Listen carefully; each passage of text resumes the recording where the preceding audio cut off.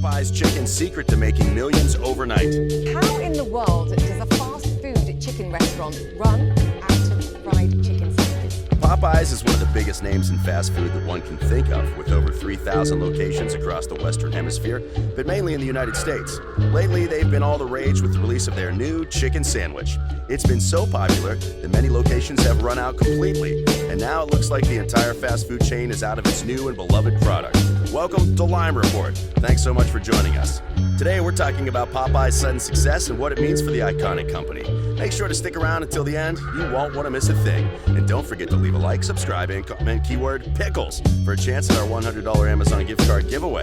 Popeyes released their new chicken sandwich about 3 weeks ago now. The sandwich, which is a simple combination of a boneless chicken breast, a roll, mayonnaise, and pickles, was an immediate hit and a knockout success. It became the most ordered item at all of their locations, and soon the individual franchises were running out of their inventory. Chains like Popeyes have a supply system to provide individual stores with supplies so they never run out of product, but now it looks like the national suppliers have run out as well. That's right, Popeyes is completely out of their new chicken sandwiches. This generated a frenzied response from those who had already developed a deep love for the sandwich. But before we get into that drama, let's look at exactly how much Popeyes has made off of this chicken sandwich and everything else that's happening because of it. As we said before, the sandwich is simple, but people have been going crazy for it. Of course, this recipe has been done before. It's one of the staple menu items at Chick-Fil-A, one of Popeye's chief competitors. In response to the Popeyes craze, Chick-Fil-A posted a simple photo on Twitter.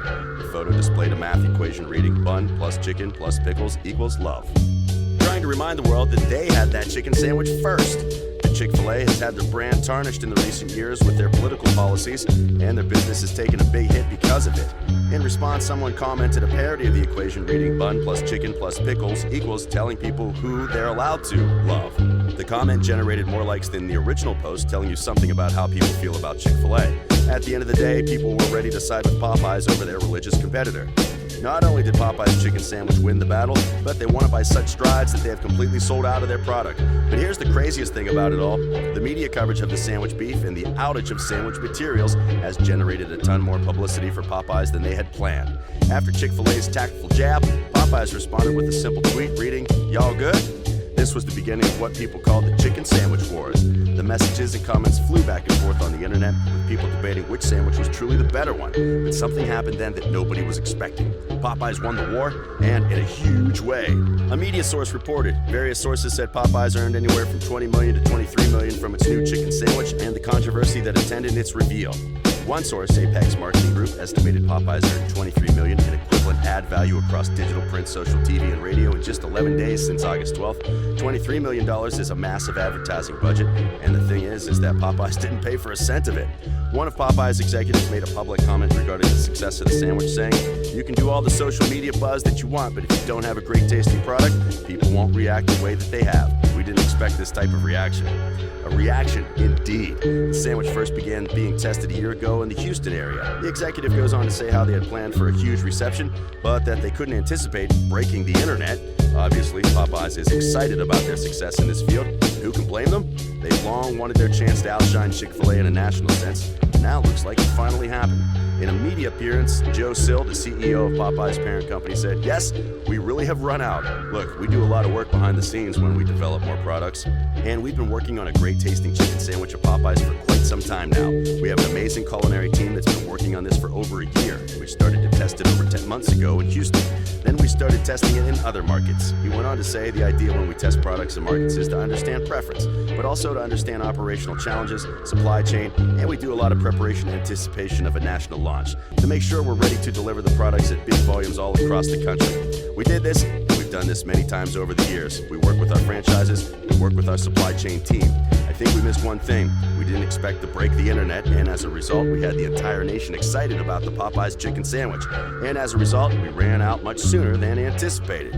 He goes on to describe the marketing strategy behind the launch of the infamous chicken sandwich, saying, "We had very ambitious forecasts. I've been in the business 20 years. I've talked to many of our franchise partners across the country that have been in the business 40 or 50 years. None of them have ever seen anything like this. I think it's akin to when the iPhone was launched back 10, 12 years ago. Nobody expected that kind of reaction. We've had people lining up in restaurants before the restaurants opened to be able to get the chicken sandwich."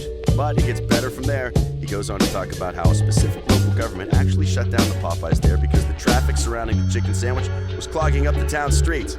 That's quite the reception, he said. For example, Henderson, Nevada. We had a municipality shut us down because we were creating too much traffic in the neighborhood, so it's not something that we had anticipated. We prepare for everything. We have now added a new item to our checklist.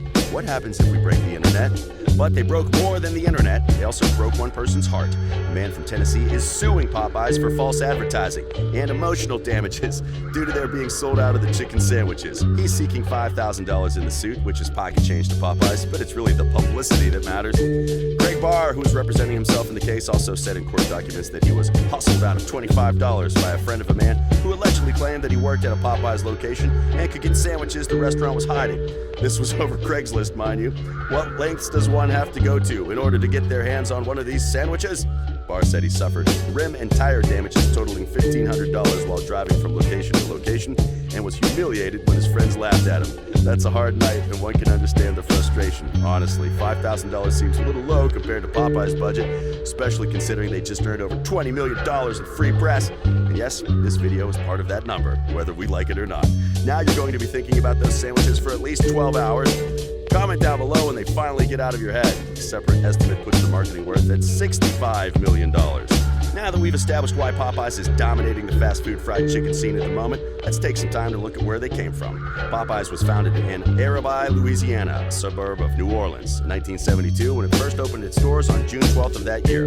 Popeye's owner, Al Copeland, wanted to compete with Kentucky Fried Chicken, or better known as KFC, but his restaurant failed after several months. The company's history states it sold traditional mild fried chicken, but business was slow and the chicken team realized they'd have to sell a spicier alternative to their standard chicken recipe if they wanted to impress flavor-seeking New Orleans. Copeland reopened the restaurant 4 days later as Popeye's Mighty Good Chicken, but by 1975 the company had been renamed as Popeye's Famous Fried Chicken and opened its 500th restaurant in 1985, and it only went up from there. By 1990, Copeland Enterprises was in default on $391 million in debts, and in April of 1991, the company filed for bankruptcy protection. That's a sting to fiscal pride. In October of 1992, the court approved a plan that resulted in the creation of America's favorite chicken company, Inc., also known as AFC, to serve as the new parent company for Popeyes and Church's, another fast food chain specializing in chicken. AFC went public in 2001. On June 17, 2014, Popeyes announced it had reacquired full control of its seasonings, recipes, and other food preparation techniques from Diversified Foods and Seasonings, which remained under the control of Al Copeland and his estate. But he was eventually bought out for some $43 million.